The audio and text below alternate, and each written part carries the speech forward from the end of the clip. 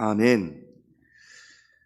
계시록 1장 4절에 보면 사도 요한이 하나님께 계시를 받아서 아시아에 있는 7 교회들에게 편지를 보낸다라고 밝히고 있습니다.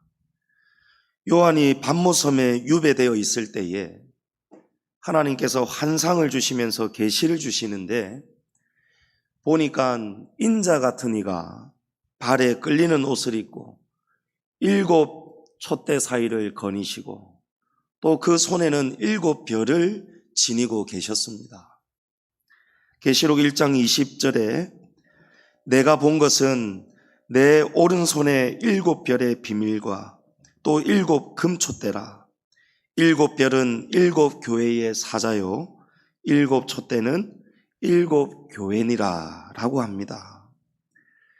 7 교회는 아시아에 있는 7 교회뿐만이 아니고 오늘까지 지금 지상에 세워져 있는 주님이 세우신 모든 교회를 지금 말씀하고 있습니다. 하나님께서 7 교회들을 거닐고 계신 것처럼 오늘날에도 주님이 세우신 모든 교회와 성도들을 거니시고 돌아보고 계시다는 사실입니다. 하나님이 교회들을 돌아보셨는데 그 교회들 중에는 칭찬을 받은 교회도 있었고 책망을 받은 교회도 있었고 칭찬과 함께 책망을 동시에 받은 교회도 있었습니다. 오늘 본문이 증거하는 버가모 교회는 칭찬도 받았고 책망도 동시에 받았던 교회입니다. 13절에 내가 어디에 사는지를 내가 아노니 거기는 사탄의 권자가 있는 데라. 이 버가모는 가파른 절벽, 굉장히 가파릅니다. 그리고 아주 높은 그 절벽 위에 있는 산 꼭대기에 건설된 그런 도시입니다.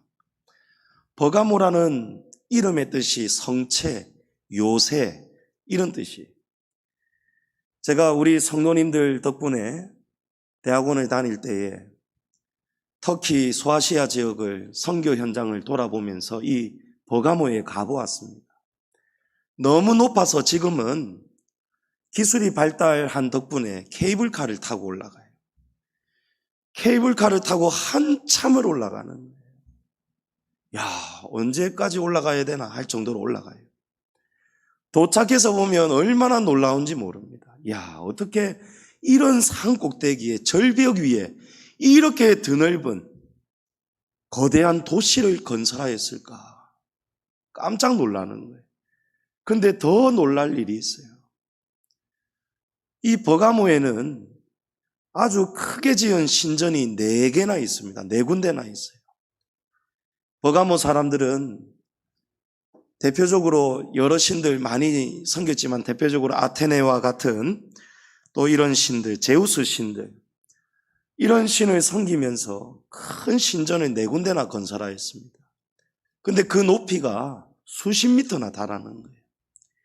지금은 지진 때문에 대부분이 다 넘어져 있지만 남아있는 기둥과 그 터와 흔적들을 볼 때 정말 놀라지 않을 수가 없어요. 왜냐하면 어떻게 이 높은 산 정상에 그 큰 돌들을 옮겨와가지고 깎아내고 또 쌓아서 건축하였을까? 옛날에는 기중기가 없지 않습니까? 높은 기둥을 세우려면요 땅을 파내고 다진 다음에 이 돌을 깎아서 기둥을 세우고 기둥을 하나로 못 세우니까 계속 이어가야 되잖아요. 그러면 토성을 쌓아요. 흙을 다시 쌓아가지고 다시 돌을 굴려가지고 또 쌓아요. 이런 식으로 흙이 올라갔다가 내려갔다 하면서 얼마나 대단한 수고를 노력을 해야 되는지 모릅니다.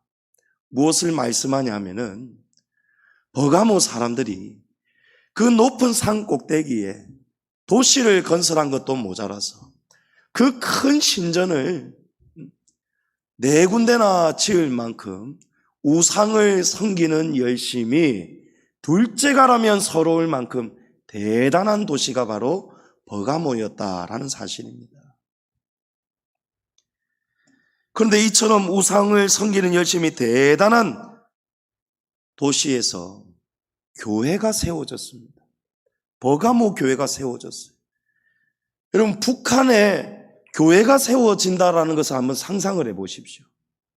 북한에 교회가 있을까요, 없을까요? 있습니다.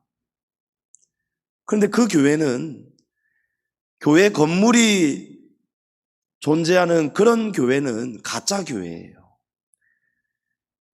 설교를 전하는, 말씀을 전하는 목사가 있습니다만은 항상 공산당에게 검사를 받아요. 진리대로 말씀을 전하는 것이 아니고 공산주의의 감독 아래 모여서 예배드리는 척을 하는 것이 그런 교회예요. 북한의 진짜 교회는 지하교회죠.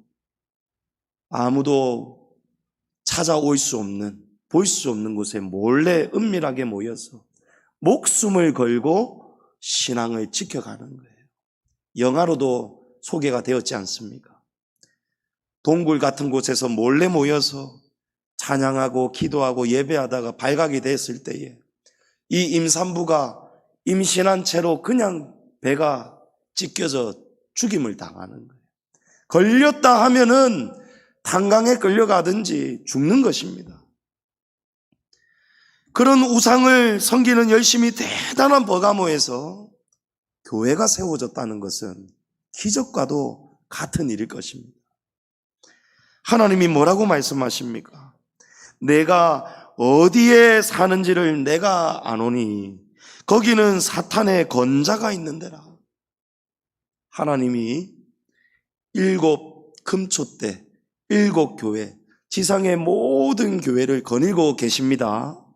그래서 하나님은 우리 양지중앙교회가, 버가모 교회가 어떤 상황 속에서 하나님을 지금 믿고 섬기는지를 다 알고 계시다는 거예요.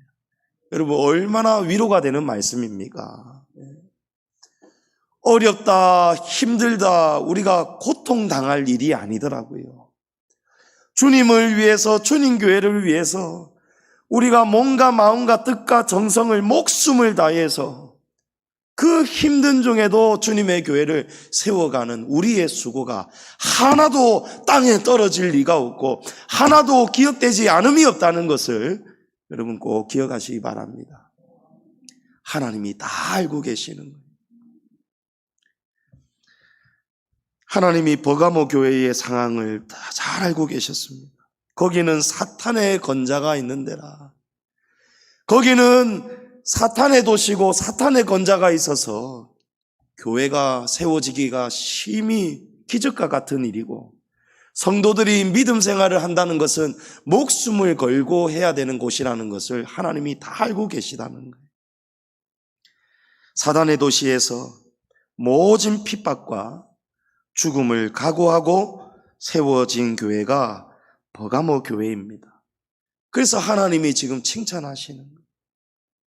내가 내 이름을 굳게 잡아서 내 충성된 증인 안디바가 너희 가운데 곧 사탄이 사는 곳에서 죽임을 당할 때에도 나를 믿는 믿음을 저버리지 아니하였도다. 버가모 교회가 실제로 목숨을 빼앗길 만큼 순교를 당해야 되는 위태로운 교회였습니다. 믿음을 지키기 위해서 순교를 마다하지 않았던 교회가 버가모 교회입니다.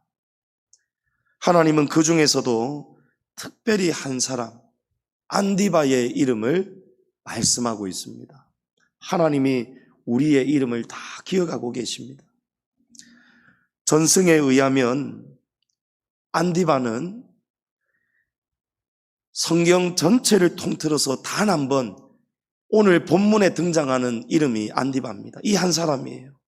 그런데 전승에 의하면, 성경에는 기록되어 있지 않지만 전승에 의하면 이 안디바라는 사람이 로마 황제 숭배를 끝까지 거부하다가 황제에게 절하는 것을 거부하고 마지막까지 복음을 전하다가 기름이 펄펄 끓고 있는 큰 롯데야에 산채로 던져져서 튀겨져 죽었다는 거예요. 버가모에서. 목숨을 다해 기름에 튀겨질지언정 우상 앞에 절하지 않고 황제 숭배를 거부하고 신전 제사에 참여하지 않으면서 마지막까지 예수님을 믿으십시오, 십자가를 믿으십시오 라고 복음을 외쳤던 신앙이 바로 초대교회 성도들의 신앙이었습니다. 하나님은 저와 여러분을 주님의 증인으로 부르셨습니다. 오직 성령이 너희에게 임하시면 너희가 권능을 받고 예루살렘과 온 유대와 사마리아와 땅끝까지 이르러 내 증인이 되리라. 주님이 우리를 증인으로 부르셨습니다. 우리가 주일에 지금 교회당에 모였습니다. 성도의 길이 무엇입니까? 주일에 교회당에 나와서 하나님께 신앙을 고백하고 하나님을 찬양하고 기도하고 예배를 드리는 것만이 우리 성도들의 신앙의 전부라고 생각하시면 안 됩니다. 하나님은 우리를 그런 성도로 부르시지 않았습니다. 땅끝까지 이르러 너희가 나의 증인이 되어라. 주님이 우리를 증인으로 부르셨습니다. 믿으십니까? 동의하십니까? 증인입니다. 13절에 하나님은 순교자 안디바를 내 충성된 증인이라고 말씀하지 않습니까? 안디바가 너무 무모해서 바보라서 펄펄 끓는 기름에 던져져 죽은 것이 아니에요. 사는 방법을 몰라서 죽은 것이 아니라는 것입니다. 하나님이 안디바를 충성된 증인으로 부르셨기 때문입니다. 참된 충성을 위해서 목숨을 다하는 것이 진짜 충성입니다. 내가 죽도록 충성하라. 그리하면 생명의 면류관을 내게 주리라. 목숨을 다하는 것이 진짜 충성이라는, 우리가 하나님을 믿는 성도들입니다. 하나님을 믿는 성도들이 가져야 되는 자세는, 신앙의 자세는 충성입니다. 성령의 열매 가운데 9가지 열매 가운데 충성이 있습니다. 마가복음 8장 35절에는 누구든지 자기 목숨을 구원하고자 하면 잃을 것이요 누구든지 나와 복음을 위하여 자기 목숨을 잃으면 구원하리라. 죽도록 충성하는 자에게 하나님이 구원의 영광을 주신다는 것입니다. 여러분, 구원이 쉬울까요? 주일에 나와서 하나님 예배하면 우리의 구원이 그냥 자동으로 보장이 될까요? 성경을 잘 보십시오. 한 곳만 보지 마시고 주 예수를 믿으라. 그리하면 너와 내 집이 구원을 얻으리라.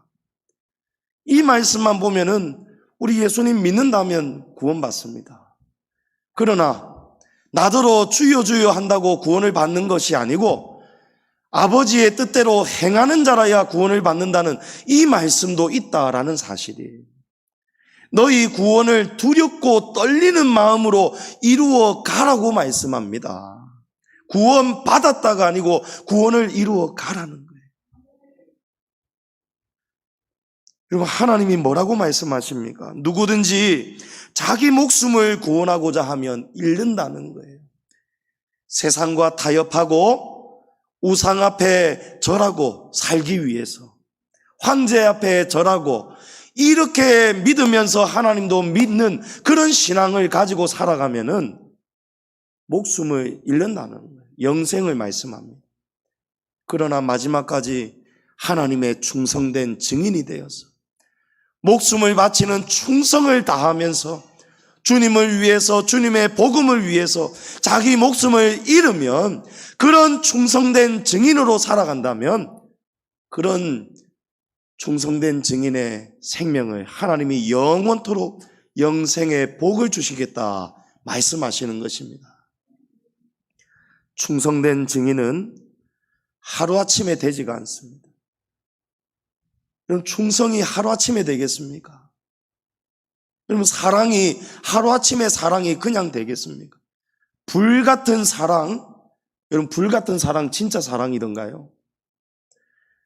진짜 사랑은 세월이 오래 가면서 굳은 날에도 어려운 날에도 그런 때에도 변하지 않는 그 사랑이 진짜 사랑 아니겠습니까? 참된 충성이 어떤 충성입니까? 군인이 처음 훈련소에 가서 충성합니다. 충성도 모르고 충성 경례하는 거예요. 진짜 충성은요, 왜 이 나라를 지켜야 하는지, 우리의 주적이 누구인지, 주적의 무기가 무엇이고 우리가 어디를 어떻게 지켜야 하는지, 왜 지켜야 하는지 그걸 깨닫게 될 때 몸 바쳐 충성할 수 있는 것입니다. 충성된 증인은 성경이 말씀하시기를 먼저 성령을 받아야 충성하게 됩니다. 오직 성령이 너희에게 임하시면 너희가 권능을 받고, 예수님이 그냥 증인되라고 안 하셨습니다. 증인이 되기 위해서는 성령을 받아야 된다는 거예요. 성령을 받고 성령의 능력, 권능을 받아야만이 충성된 증인이 된다는 것입니다. 성령 받으려면 어떻게 해야 됩니까? 기도하셔야 됩니다. 예수님이 예루살렘을 떠나지 말고 기다리라고 했습니다. 120명이 넘는 성도들이 마가 요한의 다락방에 모여서, 그것이 최초의 교회이지 않습니까? 그 교회 모임에서 이들이 떠나가지 않고 날마다 성령 강림하시기를 사모하면서 기도하던 오순절 날에 갑자기 호련히 불의 혀같이 갈라지는 성령의 불이 각 사람 위에 하나씩 임했다는 거예요. 기도할 때에, 진심으로 기도하고 성령님을 사모할 때에 성령을 받으실 것입니다. 성령을 받아야 권능이 임하게 될 것입니다. 권능을 가진 자라야 하나님의 충성된 증인이 되실 것입니다. 우리는 십자가를 자랑하는 예수님의 증인으로 부름받았습니다. 바울의 고백처럼 나는 십자가를 자랑한다라고 고백하시는 우리 성도님들 되셔야 됩니다. 하나님의 충성된 증인은 천국과 지옥을 외쳐야 됩니다. 나중에 천국이 있고 지옥이 있다는 것을 믿지 않는 우리 가족들에게, 우리 친지들에게, 우리 지인들에게 부지런히 전하시는 우리 성도님들, 충성된 증인 되시기를 축복합니다. 하나님은 버가모 교회를 칭찬하셨어요. 특별히 충성된 증인 안디바를 칭찬하셨어요. 그러나 14절에 보니까 버가모 교회를 향하여 두어 가지의 죄를 책망하신다라고 합니다. 어떻게 이런 순교의 정신이 있고 순교를 마다하지 않는 이런 교회 가운데 하나님이 책망을 하신단 말입니까? 영적인 비밀이 있습니다. 사단은 주님을 위해서 죽도록 충성하는 교회와 성도들을 더 죽도록 끌어내리고 멸망의 길로 넘어뜨리려고 합니다. 사단이 쉬지 않고 교회를 넘어뜨리려고 합니다. 14절에 보니까요, 하나님께서 내게 두어 가지 책망할 것이 있나니 거기 내게 발람의 교훈을 지키는 자들이 있도다 라고 합니다. 하나님이 첫 번째로 무엇을 책망하십니까? 버가모 교회 성도들 중에 발람의 교훈을 지키는 자들이 있다는 거예요. 두 번째는 15절에 니골라당의 교훈을 지키는 자들이 있다라는 것입니다. 발람은 선지자입니다. 민수기 22장부터 25장에 4장에 걸쳐서 이 발람에 관한 사건이 기록되어 있습니다. 이스라엘 백성들이 출애굽을 하였습니다. 그리고 광야를 이제 지나가는 거예요. 광야를 통과하면서 하나님의 극적인 도우심으로 전쟁을 이겨나갑니다. 그래서 시므리 왕 옥과 시온과 바산 왕 옥을 이겼습니다. 전쟁을 이겨나가면서 이제 모압 땅을 정복하게 됩니다. 파죽지세로 지금 올라가고 있는 거예요. 그때의 모압 왕의 이름이 발락이었습니다. 모압 왕 발락이 이스라엘을 알고 있었어요. 이 민족들은 하나님이 도와주셔서 이길 수 없는 전쟁을 능히 이기는 무서운 민족이라는 것을 발락이 알고 있었습니다. 그래서 발락이 고민하다가 모압이 결코 이스라엘을 이기기는 불가능하다라고 결론을 내리고 발람이라고 하는 선지자를 초청해 옵니다. 발람이라는 선지자에게 부탁을 합니다. 이스라엘을 몰락할 수 있도록 저주해 달라는 거예요. 이스라엘에게 저주를 걸어 달라는 것입니다. 발람이 나귀를 타고 모압을 향해 가고 있었습니다. 그러나 하나님이 사자를 보내셔서 막으십니다. 나귀의 입을 여시면서까지 발람 선지자를 책망하십니다. 죽고 싶으면 이스라엘을 저주하라는 거예요. 발람 선지자가 겁을 잔뜩 먹었습니다. 그래서 발락 왕이 원하는 대로 저주를 하지 않고 정반대로 이스라엘을 향해서 축복을 하였습니다. 모압 왕의 마음이 어땠겠습니까? 기가 차겠죠. 좀 이스라엘을 저주해달라고 불러놓았더니 오히려 이스라엘을 축복하고 있는 것입니다. 그런데 모압 왕 발락이 마지막까지 집요하게 이 발람을 붙들고 늘어지는 거예요. 처음에는 발람이 하나님을 두려워해서 이스라엘을 저주하지 않고 축복하였습니다. 그런데 발락이 모압 왕 발락입니다. 좀 헷갈릴 수 있죠. 비슷하죠. 모압 왕 발락이 발람 선지자에게 계속해서 뇌물을 공세하는 거예요. 돈과 뇌물을 주면서 이스라엘을 무너뜨릴 수 있는 방법을 알려달라는 거예요. 나중에 이 발람 선지자가 이 꾀에 넘어가는 거예요. 그래서 방법을 알려줍니다. 어떻게 하면 이스라엘을 무너뜨릴 수 있는가? 이스라엘을 무너뜨리는 방법이 뭐겠습니까? 이스라엘로 하여금 하나님이 가장 미워하시고 하나님이 가장 악하게 여기시는 죄를 짓도록 만드는 것입니다. 그래서 발람이 한 방법을 알려줍니다. 이스라엘 남자들을 모압 신을 섬기는 제사에 초대하라는 거예요. 그래서 발락이 그대로 이스라엘을 유혹합니다. 이스라엘에게 손을 내밀어서 친절을 베풀면서 우리 땅에 잔치가 있는데 모압 신전에서 잔치가 열리는데 당신들에게 음식을 대접하고 잔치를 열어주고 싶다. 그래서 이스라엘 남자들을 잔치에 초대를 하는 거예요. 이스라엘 남자들이 가보았더니 이 모압 사람들이 그 큰 신전에 모여가지고 바알 신에게 제사를 지내는 거예요. 바알 신에게 또 아세라 신에게 제사를 지내는데 이들이 제사를 지내는 방법이 너무 가증스럽습니다. 그 신을 흥분시키려고.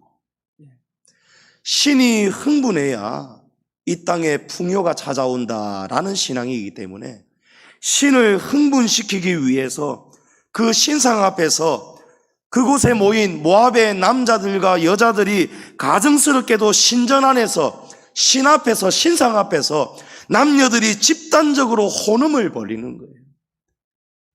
뒤섞여 가지고 막 혼음을 행하는 것입니다. 그런데 이스라엘 남자들이 초대받아 가지고 잔치에 취하고 음식과 술에 취하고 그리고 결정적으로 모압의 여인들이 너무 아름다워서 그 여인들에게 취해가지고 그 바알에게 제사하는 그런 집단 가증스러운 혼음의식에 같이 참여하게 된 거예요. 하나님이 이 일을 보시고 얼마나 크게 진노하셨는지 모릅니다. 하나님의 거룩한 백성이 모압 신전에 초대를 받아가가지고 그 신전 안에 들어간 것도 잘못인데 거기서 같이 제사 음식을 먹고 음식과 술에 취하고 그들이 그들의 신에게 제사하는 방법대로 같이 행음하는 혼음에 참여하였으니 하나님이 얼마나 진노하셨겠습니까? 민수기 31장 16절에 보라, 이들이 발람의 꾀를 따라 이스라엘 자손을 부올의 사건에서 여호와 앞에 범죄하게 하여 여호와의 회중 가운데에 연병이 일어나게 하였느니라. 하나님이 이 일 때문에 굉장히 진노하셨습니다. 그래서 이 사건 때문에 이 신전제사에 간 이스라엘 남자들 몇몇들 때문에 이스라엘 온 진영에 전염병이 들어온 거예요. 사단은 저와 여러분 각 사람이 무엇에 약한지를 가장 잘 알고 있습니다. 우리 각 사람이 어디에 약한지, 어디에 잘 넘어지는지 잘 알고 있어요. 우리의 가장 약한 약점이 무엇인지 압니까? 우리가 고치려고 해도 고쳐지지 않는, 하나님이 기뻐하시지 않는 우리의 습관, 우리의 죄, 그것이 우리 각자의 가장 연약한 부분이에요. 계속해서 반복해서 짓고 있는 그런 죄가 바로 우리가 사단의 꾀에 넘어가서 지금 반복해서 짓는 그런 우리의 암적인 죄입니다. 우리의 약함이에요. 죄의 유혹이 얼마나 달콤하고 무서운지 모릅니다. 마약입니다, 마약. 한번 손에 대면, 한번 그 쾌락을 맛보면 끊어낼 수가 없는 거예요. 선악과를 한번 맛보았더니 지금까지 저와 여러분 안에도 선악과의 저주가 남아있지 않습니까? 얼마나 즐겁습니까? 참지 못하잖아요. 상대방을 향해서 하나님의 통치권을 내 것인 줄 알고 내가 통치해버리잖아요. 그 통치의 쾌락을, 그 통치의 기쁨을, 그 권력의 힘을 한번 손으로 맛을 보고는요, 놓을 수가 없는 거예요. 그게 저주입니다. 죄는 저주입니다. 죄의 삭은 사망이라고 했습니다. 우리가 지금 죽어가고 있는 죄의 유혹이 한번 맛보았던 그 쾌락의 즐거움이 얼마나 달콤하고 무서운지 하나님의 진노를 받아서 24,000명이나 되는 사람들이 이 전염병 때문에 죽어가고 있는 상황 속에서도 시므온의 족장이었던 시물이라는 사람이 모압의 신전에 참여했던 그 쾌락을, 그 바알신을 흥분시키면서 했던 그 제사를 배워온 거예요. 야, 이 모압은 굉장한 땅이구나. 풍요롭고 굉장하구나. 아, 이 사람들이 신을 섬길 때에 이런 방법으로 섬겼기 때문에 신을 흥분시켜야 이렇게 큰 복이 많은구나. 우리도 하나님을 섬길 때에 하나님을 흥분시켜야 되겠다. 못된 것을, 어리석은 것을 배워오는 거예요. 그걸 가지고 이스라엘 진영까지 들고 오는 것입니다. 시므온의 족장 시물이라는 사람이 미디안 여인을 데리고 이스라엘 진영 안으로까지 데리고 오는 거예요. 그리고 자기의 천막 안에서 가증스러운 행음을 이 여인하고 지금 하려고 데리고 온 거예요. 여러분, 죄의 유혹이 이렇게 무섭습니다. 밖에 있는 이방 도시, 이방 신전에 있는 그런 멸망스러운, 가증스러운 제약이 성도여도 시므온의 족장이어도 그 죄의 맛을 보고 나니까요, 거룩한 하나님의 진영 안으로까지, 주님의 교회 안으로까지 그 죄를 그대로 가지고 들고 오는 거예요. 이 장면을 아론의 손자 엘르아살의 아들 비느하스가 보았습니다. 이 비느하스는 살이 분별이 분명한 사람이었어요. 지금 왜 이스라엘 진영 안에 전염병이 오게 되었는가를 알고 있었어요. 그리고 이렇게 심각한 와중에도 지금 시므리가 하나님이 진노하신 그 죄를 반복해서 짓고 있는 그런 광경을 본 것입니다. 비느하스가 그 천막을 따라 들어갑니다. 민수기 25장에 보면 제사장 아론의 손자 엘르아살의 아들 비느하스가 보고 회중 가운데에서 일어나 손에 창을 들고 그 이스라엘 남자를 따라 그의 막사에 들어가 이스라엘 남자와 그 여인의 배를 꿰뚫어서 두 사람을 죽이니 연병이 이스라엘 자손에게서 그쳤더라. 그 연병으로 죽은 자가 24,000명이었더라. 여러분, 하나님으로부터 우리가 받는 무서운 저주가 있어요. 그 저주가 어떤 때에 끊어지는지 아십니까? 하나님이 가장 가증스럽게 여기는 그 죄를 계속해서 짓고 있는 그 죄악을 끊어내야 되는 거예요. 여리고 성을 무너뜨렸던 이스라엘이 그 견고한 성읍 여리고 성을 무너뜨렸던 이스라엘이 조그마한 아이성 전투, 그 다음 전투입니다. 여리고성 다음 전투, 이 아이성 전투는 이건 정말 식은 죽 먹기예요. 그냥 이거는 싸울 것도 없어요. 조그마한 그냥 성읍이에요. 그런데 이 전쟁에서 지고 말죠. 왜 졌습니까? 아간의 범죄 때문이었습니다. 하나님이 취하지 말라고 하였던 여리고성의 전리품을 아간이 도둑질했기 때문에, 아간 한 사람 때문에 이스라엘이 패하였습니다. 수많은 이스라엘의 군대가 죽어버린 것입니다. 하나님을 진노하게 하면 죽음의 저주가 찾아옵니다. 전쟁에서 지고 맙니다. 그러나 그 저주를 끊어내면 아간을 죽이고 나니까 하나님이 다시 이스라엘에게 복을 회복시켜 주시는 거예요. 여러분, 무서운 말씀입니다. 하나님이 가증스럽게 여기는 죄가 주님의 교회 안에 있다면 그 죄가 죽어 없어져야 된다는 거예요.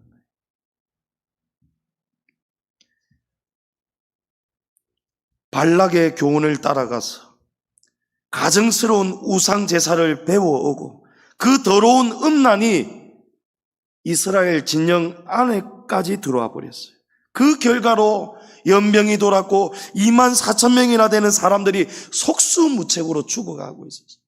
그러나 비느하스가, 의로운 자가 창을 들고 일어나서 그 천막 안에서 가증스러운 제사를 지내면서 몸을 썩으려고 은행하려고 하는 이 시므리와 그 미디안 여인을 그 배를 창으로 둘 다 찔러 죽여버리는 거예요. 무참히 죽여버렸는 거예요.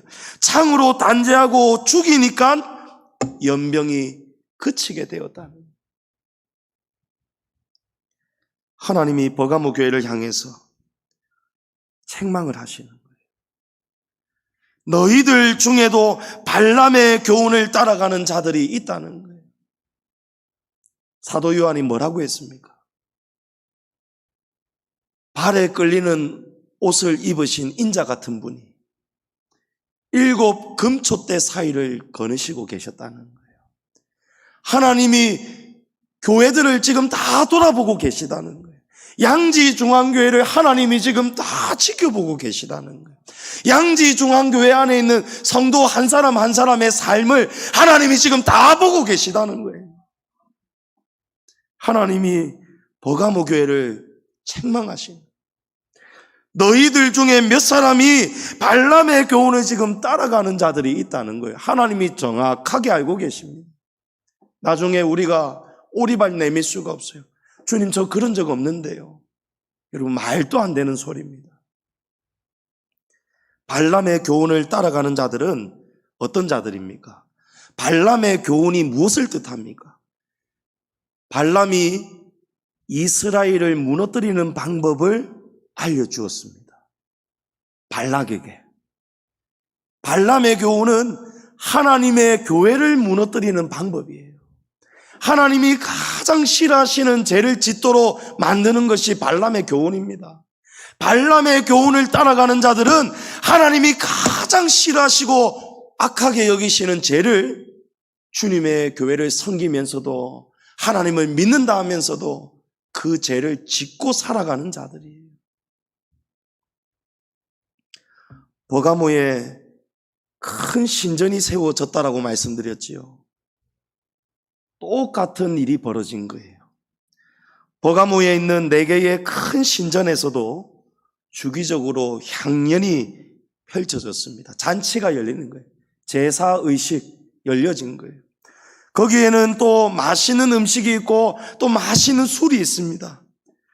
거기에 버가모 성도들 가운데 몇 명이 이런 신전의식에 초대를 받게 된 거예요. 그리고 그 신전의식에서는 결국에는 마지막에는 어김없이 어떤 제의가 펼쳐지냐면 태폐적인 혼음이 펼쳐지는 역사적인 생생한 사실입니다.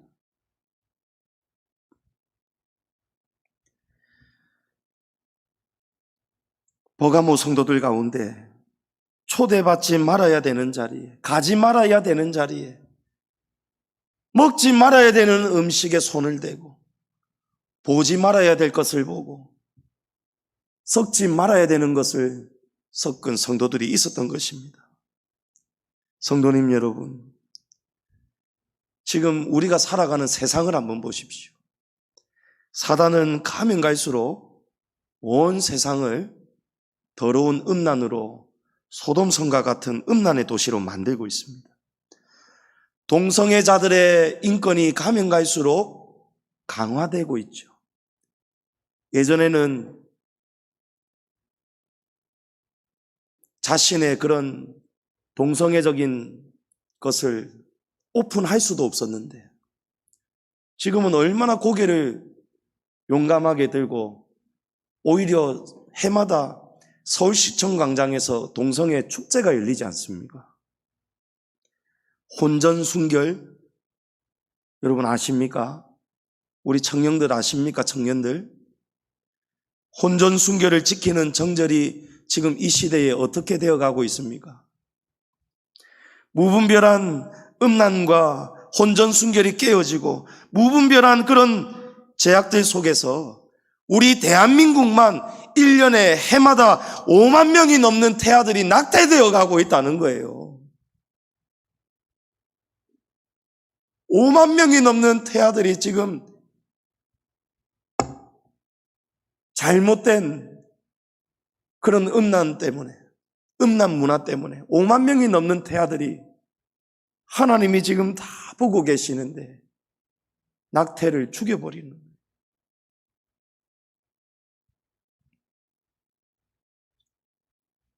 문제는 이런 악한 일들이 비단 믿지 않는 세상 사람들만의 이야기가 아니고 오늘 이 시대를 살아가는 우리 성도들 가운데에도 이런 악한 세상에 섞여 살아가고 있는 성도들이 적지 않다라는 사실. 예수님은 육체의 죄뿐만이 아니고 누구든지 마음의 음욕을 품는 자마다 이미 간음하였다라고 했습니다. 여러분, 하나님의 기준은 우리가 생각하는 것보다 훨씬 더 거룩하고 거룩하십니다. 육체적인 죄악을 짓지 않아서도 우리의 정신 속에서, 생각 속에서 마음의 음욕을 품는 것 자체도 하나님은 이미 간음한 것이라고 간주하신다는 거예요. 발람의 교훈을 따라가는 자들은 지금 사단의 유혹을 받아서 음란한 세상에 끌려가고 그 사단의 세상에서 같이 혼음하고 살아가는 성도들을 말씀하는 것입니다. 지금 작년에 임명된 서울 키어 문화축제 조직위원회 위원장이 있습니다. 이 위원장의 임기가 3년이라고 합니다. 뉴스앤조이라는 매체에서 이 위원장 양모 씨라는 사람을 취재를 한 기사를 제가 봤습니다. 이 사람은 여성이고 레즈비언이에요. 여성 동성애자예요. 레즈비언 뭔지 아시죠? 게이는 남자가 남자를 사랑하고 남자끼리 성행위를 하고, 레즈비언은 여자끼리 그런 성행위를 하는 그런 사람들이. 인터뷰를 하였는데 이분이 독실한 기독교 신자인 거예요. 어머니는 서울의 큰 교회의 전도사님이시고, 근데 자기가 28살 때에 나는 아무리 노력해도 나는 동성애자다 라는 것을 자기가 인정을 하고는 어머니한테 말을 하였더니 지옥에나 가라 하면서 어머니가 그렇게 살면 안 된다 너무 호되게 책망을 하니까 그 길로 이 딸이 교회를 안 나가는 가난한 성도가 된 거예요. 그런데 교회를 안 나가면서도 이분이 인터뷰에서 이렇게 말하는 거예요. 제가 너무 예수쟁이라 신앙을 버리지는 못하겠습니다 라는 거예요. 나는 예수쟁이라는 거예요. 그러면서 지금도 기도를 많이 한답니다. 그럴 때에 깨닫는 위로가 있다는 거예요. 동성애자라는 이유만으로 하나님은 나를 과연 지옥으로 가게 하실까? 그렇지 않다는 거예요. 나는 지옥 가지 않을 거라는 거예요. 그러면서 이런 말을 주장합니다. 하나님이 나를 이런 존재로 만드신 분이 하나님이시지 않습니까? 내가 남자를 좋아해야 정상인데 여자를 좋아하는 이런 존재를 만드신 게 하나님이신데 하나님이 나를 책임지시지 않겠느냐?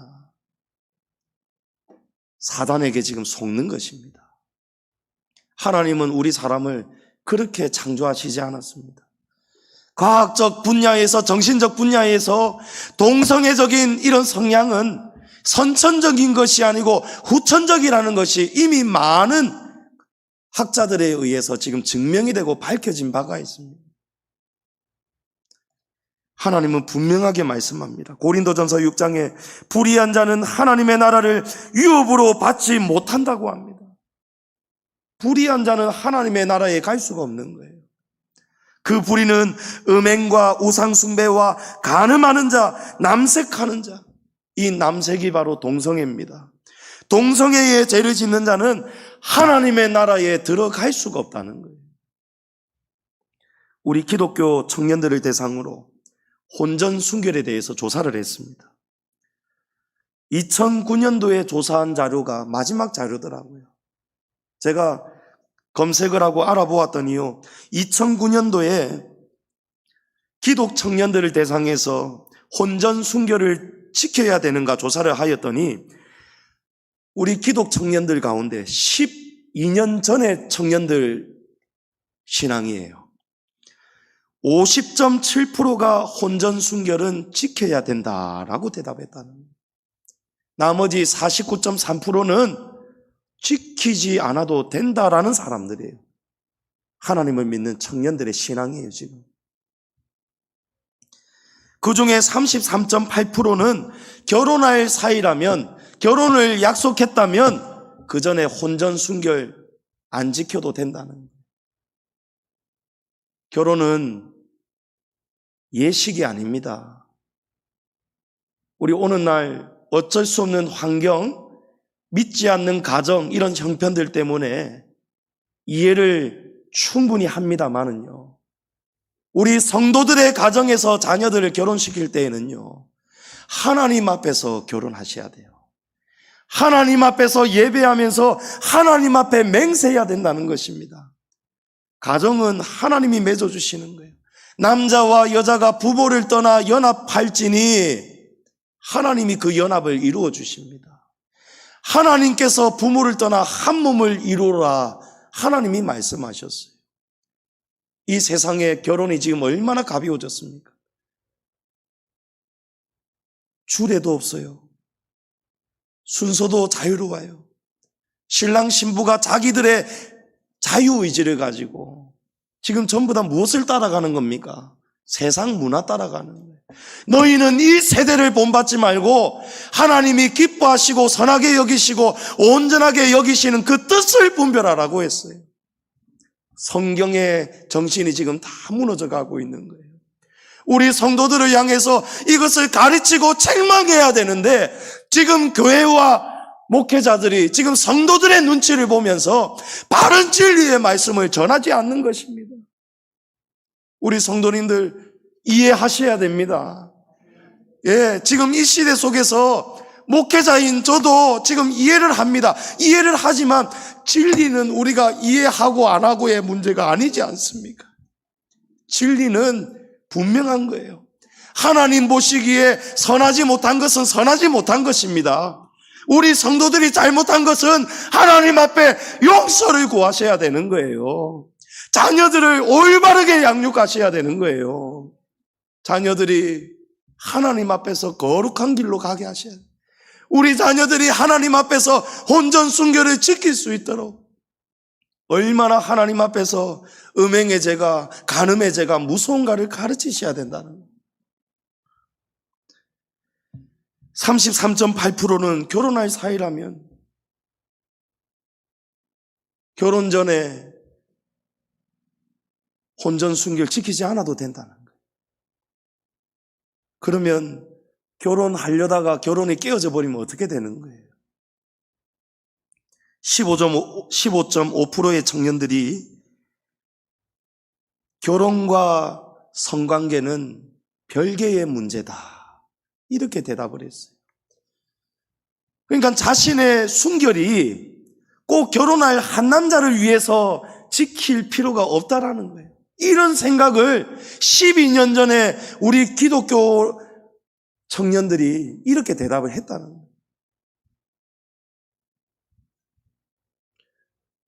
고린도전서 6장에 음행을 피하라. 사람이 범하는 죄마다 몸 밖에 있거니와 음행하는 자는 자기 몸의 죄를 범하느니라. 너희 몸은 너희가 하나님께로부터 받은 바 너희 가운데 계신 성령의 전인 줄을 알지 못하느냐. 너희는 너희 자신의 것이 아니니라. 여러분, 우리 몸이 누구의 것입니까? 하나님의 것입니다. 우리 몸이 성령의 전인 줄을 알고 살아가라는 말씀입니다. 고린도전서 3장 17절에 누구든지 하나님의 성전을 더럽히면 하나님이 그 사람을 멸하시리라. 하나님의 성전은 거룩하니 너희도 그러하니라. 하나님의 성전은 거룩하기 때문에 너희의 몸도 거룩하니라.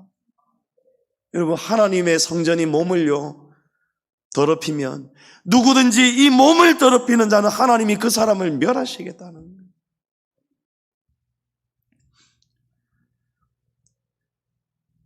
오늘 이 시대가 이제는 다시 회복할 수 없는 시대예요. 음란이 얼마나 그득한지 모릅니다. 제가 오래전입니다마는 믿지 않는 동창들, 초등학교 동창들 모임, 군대 제대하고 다들 20대 한 중후반 넘어가는 그런 어느 날에 한번 모이자 이래가지고 가보았더니요, 그 동창회에서 오고 가는 대화가 얼마나 더러운지 몰라요. 보니까요, 유부남, 유부녀 만나는 처녀 총각들도 있고요, 동창회에 참석했던 유부남, 유부녀들 중에, 그 동창들 중에 거기서 눈이 맞아가지고 또 그 처음 만난 자리에 둘이서 몰래 빠져가지고 나중에 동창들에게 부끄러움 당하는 그런 일들도 있더라고요. 식당에 가보았더니 어느 누군가 이런 말을 하더라고요. 야, 요즘 세상에 애인 한둘 없는 건 바보 아이가. 그러나 하나님이 우리 교회들을 향해서 말씀하는 거예요. 너희들 중에도 발람의 교훈을 따라가는 자들이 있다라는 것입니다. 성도님 여러분, 우리는 모르지만 하나님은 알고 계십니다. 하나님이 교회들을 지금 거닐고 계시는 거예요. 지금 하나님이 이쪽 복도 저쪽 복도 지금 다 돌아다니면서 하나님이 우리를 지금 보고 계시는 거예요. 발람의 교훈을 따라가시면 안 됩니다.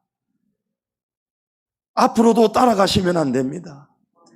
우리 몸이 하나님의 거룩한 성전이 될 수 있도록 죄악에 빠지지 않도록 늘 깨어 근신하시기를 바랍니다. 15절에 니골라당의 교훈을 지키는 자들이 있습니다. 니골라당은 로마와 평화롭게 공전하는 타협하는 사람들의 그룹이 니골라당이에요. 이들은 목숨과 재산과 사업을 보장받기 위해서 로마 황제도 숭배하면서 동시에 하나님도 믿는 성도들이 니골라당이에요. 자기 일선을 위해서 하나님의 뜻이 아닌데도 불구하고 세상의 길로 타협하면서 따라가는 사람들이에요. 사단은 대표적으로 이 두 가지를 가지고 우리를 유혹합니다. 첫 번째는 발람의 교훈, 음란입니다. 두 번째는 니골라당의 교훈, 돈입니다. 돈. 일신의 아닙니다. 하나님은 돈을 사랑하는 것이 일만하게 뿌리라고 하셨습니다. 돈을 쫓아가기 위해서 주일 신앙을 버리는 성도가 되시면 안 됩니다. 돈 때문에, 사업 때문에 주일 신앙을 타협하시면 안 된다는 거예요. 하나님이 기뻐하시지 않는 방법으로 돈을 벌어서도 안 됩니다. 성도들은 거룩한 방법으로, 하나님이 인정하시는 방법으로 돈을 버셔야 되는 거예요. 하나님이 보시기에 이건 선하지 못하다, 하나님이 기뻐하시지 않을 것 같은 그런 직업과 그런 방법으로는 사업을 하시면 안 돼요. 돈을 버시면 안 돼요. 현장에서 가늠한 여인이 붙잡혀 왔습니다. 이 여인이 돈벌이 수단으로 간음을 하였는지 아니면 음란에 빠져서 간음하였는지는 모르겠습니다만은 예수님은 분명하게 말씀하셨어요. 이 간음한 여인에게 용서를 해주면서 예수님이 기회를 주시면서 이 말씀하세요. 가서 다시는 죄를 짓지 말아라. 간음을 하지 말라는 거예요. 간음을 하면서까지 몸을 상하면서 몸을 더럽히면서 돈을 벌지 말라는 거예요. 디모데전서 6장 8절에 보면 우리가 먹을 것과 입을 것이 있은즉 족한 줄로 알 것이라. 부하려 하는 자들은 시험과 울무와 여러 가지 어리석고 해로운 욕심에 떨어지나니 곧 사람으로 파멸과 멸망에 빠지게 하는 것이라. 돈을 사랑함이 일만하게 뿌리가 되나니 이것을 탐내는 자들은 미혹을 받아 믿음에서 떠나 많은 근심으로 자기를 찔렀도다. 성경이 우리에게 가르치시는 물질관이 있습니다. 먹을 것이 있고 입을 것이 있으면은 만족할 줄 알라는 거예요. 족한 줄 알라는 거예요. 그런데 우리 성도들이 어디에서 자꾸 문제가 생깁니까? 하나님이 주시는 것보다 더 가지려고 하는 거예요. 우리 하나님은 어떤 분입니까? 하나님은 우리에게 필요한 것을 아시는 분입니다. 하나님은 필요한 것을 아시고 필요한 것만큼만 주시는 분이에요. 어떤 사람은 하나님이 부자가 되게 하십니다. 거룩한 부자가 되게 하셔서 그 받은 물질로 주님의 선한 사업을 위해서 거룩한 선한 사업을 많이 하게 하십니다. 그러나 돈을 엄청 사랑하고 이 돈을 가지고 자기 유혹에 빠지고 이 돈 때문에 돈이 없었으면은 하나님 잘 섬긴 건데 돈이 갑자기 일확천금이 생기는 순간 돈에 교만해져 가지고 죄 짓는 그런 사람들이 있어요. 그런 사람에게는 하나님이 사랑하시기 때문에 물질을 필요한 만큼만 주십니다. 그것이 하나님의 사랑이고 은혜임을 믿으시기 바랍니다. 성경이 우리에게 가르치시는 것은요, 먹을 것이 있고 입을 것이 있으면은 족한 줄을 알라는 거예요. 돈을 사랑하지 말라는 것입니다.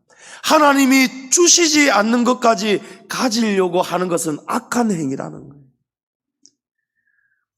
그런데 사람들은 반대로 살아갑니다. 필요한 것 이상을 소유하려고 하는 거예요. 없어서 못 사는 게 아니고요. 요즘 이 시대는 없어서 못 사는 게 아니고요. 더 가지지 못해서 못 산다라고 말합니다, 사람들이. 지금 너무 물질 만능주의로 치솟아 가고 있어요. 하나님이 주시는 것 가지고 규모에 맞게 살아야 되는 거예요. 예? 송충이는 솔잎을 먹어야 된다는 말씀입니다. 그런데 송충이가 솔잎이 아닌 것을 자꾸 먹는 거예요. 과소비를 하는 거예요. 남들 따라 하는 거에 똑같이 하려고 하는 거예요. 그러니까 가정경제가 어떻게 됩니까? 카드 빚이 늘어가지요. 규모가 없죠. 가계, 지출, 수입, 소비, 관심이 없어요. 필요한 만큼은 어떻게든지 다 사야 돼요. 다 써야 돼요. 자식을 위해서 지금 가랭이가 찢어지는데 집은 지금 어려운데 하나님이 주시는 것은 이만큼인데 하나님이 주시는 것보다도 훨씬 더 많은 것을 자기가 소비하고 누리려고 하는 거예요. 그러면서 가정이 망해져 가면서 누구를 탓합니까? 그러면서 하나님 앞에 기도해 보십시오. 하나님이 뭐라고 하시겠습니까? 그 기도를 들으실 때 하나님이 얼마나 기가 차시겠느냐는 거예요. 우리가 지금 어떤 길을 걸어가고 있느냐는 거예요.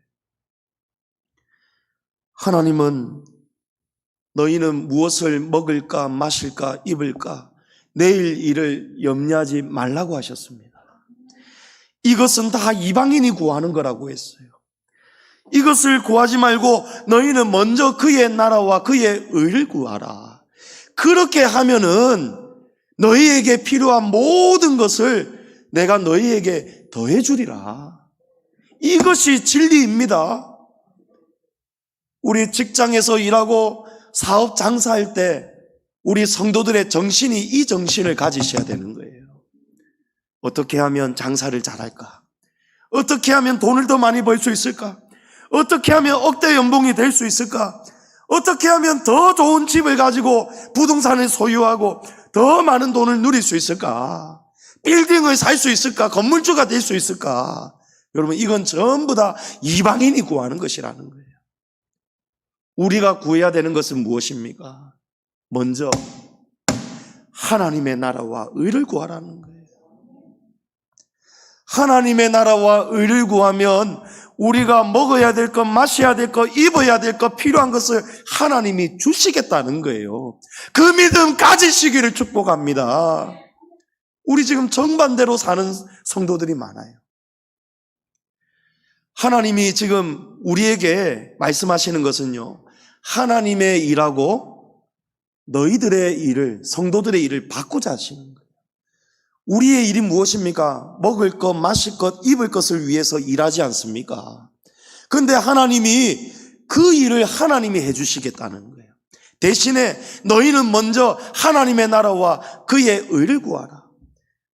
우리 성도들이 사업을 위해서 목숨을 걸 게 아니고요, 하나님의 나라와 하나님의 의를 이루는 데에 목숨을 걸어야 됩니다. 그리하면은 하나님이 가정에 필요한 것을 채워주시고 자녀들의 장래를 책임져 주시고 우리의 건강을 지켜주시고 영혼이 잘 되고 범사가 잘 되게 하실 것입니다. 그런데 우리가 반대로 살고 있는 거예요. 어떻게 하면 내가 더 잘 살 수 있을까? 필요한 것 이상을 소유하려고 합니다. 사단은 하나님의 정하신 노동의 가치를 지금 무너뜨리고 있습니다. 이 시대는요, 하나님이 정하신 노동은요, 정직하게 땀 흘리는 거예요. 정직하게 종신토록 수고해서 땀 흘려서 하나님이 그럴 때에 이른 비와 늦은 비를 주셔서 곡식을 거두도록 도와주십니다. 그런데 이 시대는요, 땀 흘리지 않고 노력하지 않고, 이 시대의 청년들도 일자리가 없다 하지만 전부 다 정신이 어디에 가 있습니까? 땀 흘리기 싫어하는 거예요. 쉽게 돈 벌려고 하는 거예요. 그래서 지금 20대 젊은이들이 전부 다 영혼까지 끌어당겨가지고 300만 원이든 500만 원이든 얼마든지 대출을 다 받아가지고 지금 없는 돈을 대출을 받아가지고 지금 어떻게 하고 있습니까? 주식에 투자하고 가상화폐에 투자하는 거예요. 단기 주식. 여러분, 회사를 위해서 정말 선한 기업, 좋은 회사를 위해서 같이 일어서려는 그런 정신을 가지고 그 기업을 서로 돕는 정신으로 주식하시는 것은, 그런 것은 건전합니다. 하나님 보시기에도 이걸 악하다라고 말할 수가 없어요. 그러나 쉽게 돈 벌기 위해서 휴대폰 들여다보고 또 들여다보고 주식이 올랐는지 내렸는지 하루에도 온 정신이 여기에 가 있는 거예요. 하나님의 나라에는 관심이 없어요. 하나님의 의를 구하는 데는 관심이 없어요. 전부 다 어떻게 하면 돈을 벌 수 있을까? 그래프 보고 있어요. 떨어지면 낙심합니다. 20대 청년들 돈 대출 받아가지고 가상화폐 샀다가 비트코인 사고 뭐 이런 거 샀다가 폭락하니까요 자살해버렸잖아요. 여러분, 이게 전부 다 그 이면에 무엇이 있습니까? 니골라당의 교훈이 있는 거예요. 세상을 따라가는 거예요. 사단의 유혹을 따라가는 거예요. 사단이 지금 돈을 가지고 우리를, 성도들이 지금 계속 불러내는 거예요. 하나님은 그런 거 하지 말라고 말씀하시면서 너희는 하나님의 나라와 의를 구하라. 그리하면 너희가 할 일을 내가 다 채워주겠다. 주님이 말씀하십니다. 지금 성도들 가운데 이렇게 살아가는 성도들이 있다는 거예요. 하나님이 버가모 교회 성도들 가운데 니골라당의 교훈을 따라가는 사람들이 있다는 거예요. 세상에서 잘 먹고 잘 살려고 하나님만 섬기는 것이 아니고 로마 황제에게도 절을 하고 신전에 가서도 절을 하고 그러면서도 동시에 하나님 믿는다라고 하는 양다리를 걸치는 성도들이에요. 성도님 여러분, 세상에 푹 빠지면 안 됩니다. 세상 사람들이 돈놀이 한다고 쫓아가시면 안 돼요. 하나님이 기뻐하시는 방법으로 노동하시고 수고하실 때에 하나님이 복을 주실 것입니다. 히브리서 13장 5절에 돈을 사랑하지 말고 있는 바를 족한 줄로 알라. 그가 친히 말씀하시기를 내가 결코 너희를 버리지 아니하고 너희를 떠나지 아니하리라. 이제 결론입니다. 하나님은 발람의 교훈과 니골라당의 교훈을 쫓아가는 자들에게 말씀합니다. 16절에 그러므로 회개하라. 그리하지 아니하면 내가 내게 속히 가서 내 입의 검으로 그들과 싸우리라. 기 있는 자는 성령이 교회들에게 하시는 말씀을 들을지어다. 이기는 그에게는 내가 감추었던 만나를 주고 또 흰 돌을 줄 터인데 그 돌 위에 새 이름을 기록한 것이 있나니 받는 자 밖에는 그 이름을 알 사람이 없느니라. 고대에 작은 돌들은 여러 가지 용도로 사용되었습니다. 재판에서 무죄 방면을 당하는 자에게는 흰 돌을 주었습니다. 또 어떤 경우에는 가난한 자들에게 식량과 바꿀 수 있는 증표로 흰 돌을 주었습니다. 또 중요한 잔치가 있을 때에 초대를 받은 자들에게 흰 돌을 주고 그 흰 돌에 이름을 새겨 주었습니다. 그 흰 돌에 이름이 없는 자는 들어갈 수가 없는 거예요. 하나님은 이기는 자에게, 이기는 자는 누굽니까? 발람의 교훈을 따라가지 않고 니골라당의 교훈을 따라가지 않고 따라갔더라도 회개하고 돌이키고 회개에 합당한 열매를 맺는 자가 이기는 자입니다. 이기는 자에게는 하나님이 흰 돌을 주신답니다. 새 이름을 받은 자 외에는 그 이름을 알 사람이 없다는 거예요. 우리가 모르는 이름을 하나님이 적어주신답니다. 어떤 이름일까요? 어떤 이름일까요? 하나님은 오늘 본문에서 유일한 이름 안디바의 이름을 말씀하셨습니다. 그런데 이 안디바의 이름 앞에 하나님이 다른 이름을 새겨주셨어요. 충성된 증인 안디바라고 주님이 말씀하셨어요. 저는 분명하게 확신하며 깨달은 거예요. 하나님, 도대체 이 이름이 어떤 이름입니까? 어떤 이름일까요? 신학자 중에는 이 이름은 그리스도시다라고 주장하는 신학자도 있습니다. 그 해석도 틀린 해석이 아니에요. 우리가 그리스도의 이름으로 인해서 예수의 이름을 힘입어서 우리가 구원을 받기 때문입니다. 그러나 또 한 가지의 이름이 분명히 있을 것입니다. 양지중앙교회 담임 목사 조상원 이름으로는 영생의 나라에 들어갈 수가 없습니다. 양지중앙교회 장로, 권사, 집사, 성도의 그 이름을 가지고는 들어갈 수가 없어요. 하나님이 주시는 흰돌 위에 충성된 증인 조상원 목사, 충성된 증인 양지중앙교회 아무개 이 이름이 분명히 쓰여져야 될 것입니다. 충성된 증인이라야 하나님 나라에 들어갈 수 있습니다. 히브리서 6장에 보면 하나님의 선한 말씀과 내세의 능력을 맛보고도 타락한 자들은 다시 새롭게 하여 회개할 수 없다라고 했습니다. 이는 그들이 하나님의 아들을 다시 십자가에 못 박아 드러내놓고 욕되게 함이라는. 성도님 여러분, 우리가 주님 교회 안에, 양지중앙교회 안에 있습니다. 저와 여러분이 교회입니다. 성전입니다.